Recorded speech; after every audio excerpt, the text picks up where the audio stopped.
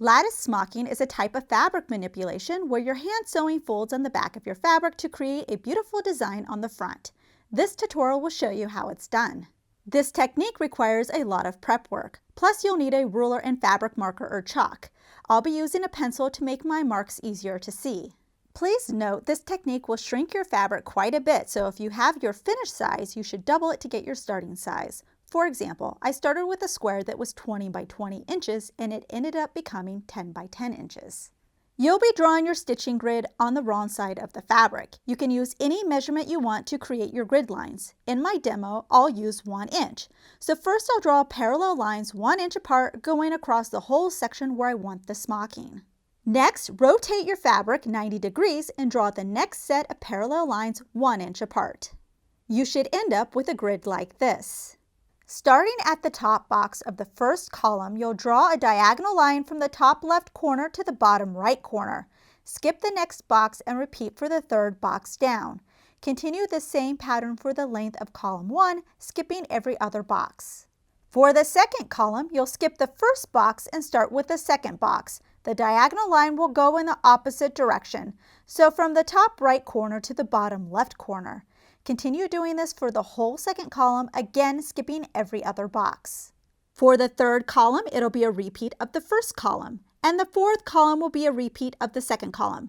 Just keep repeating this pattern until you run out of columns. You'll need to have an even number of columns. Put some all-purpose thread on a hand needle.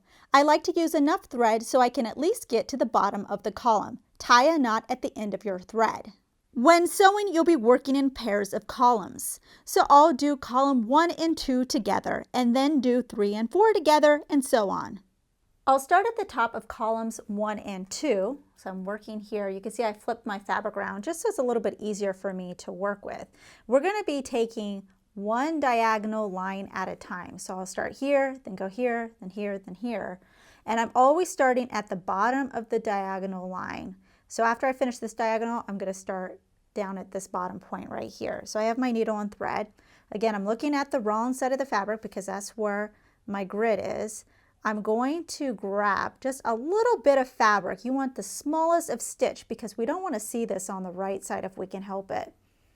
Just pull this through. You can see my knot right there. And then I'm going to do it again. Do that same exact stitch just to kind of anchor my stitching.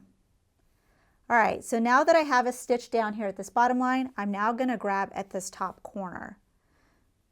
So the diagonal line is just sort of giving you the direction that you're going to be sewing. You're not actually going to be stitching on the diagonal line. So once I have this stitch, I'm going to gently pull so the fabric goes toward my first stitch.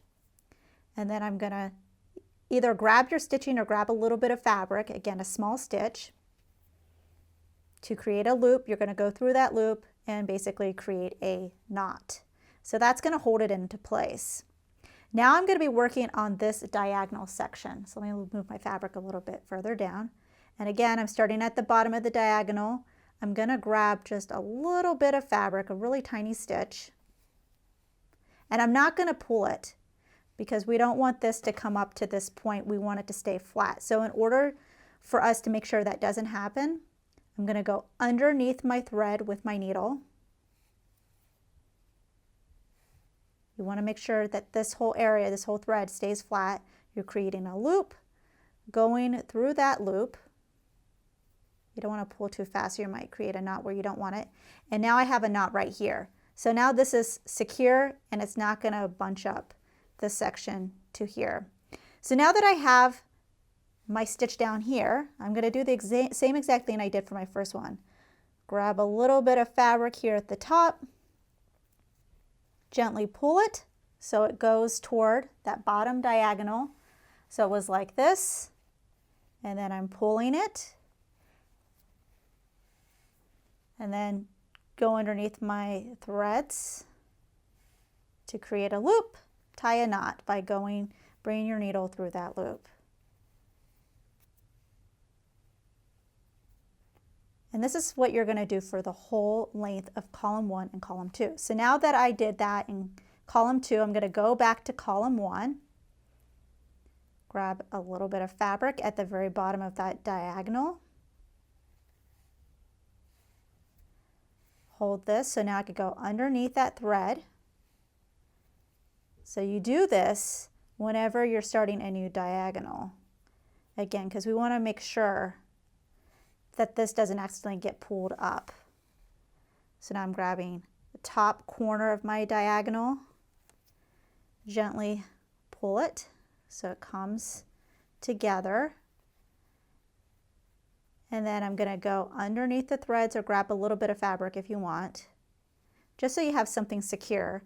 Go through the loop, tie a knot, and then I'm just going to go back to column 2 now, to the bottom of the diagonal. And I'm going to do this until I get to the bottom of the columns. When I get to the end of column 1 and 2, I'll tie a knot and cut off the excess thread. Then I'll repeat the process with column 3 and 4 and so on. When finished, your fabric should have a beautiful design like this. You can press it if you want the folds to be more pronounced. This is a unique way to embellish your projects. We hope you enjoyed this tutorial. Please subscribe and click the bell icon to get notified of our new releases. Also check out ProfessorPincushion.com to view our complete library with well over 450 sewing tutorials. If you would like to directly support us, you can join our YouTube membership and earn some exclusive perks. Thanks for watching!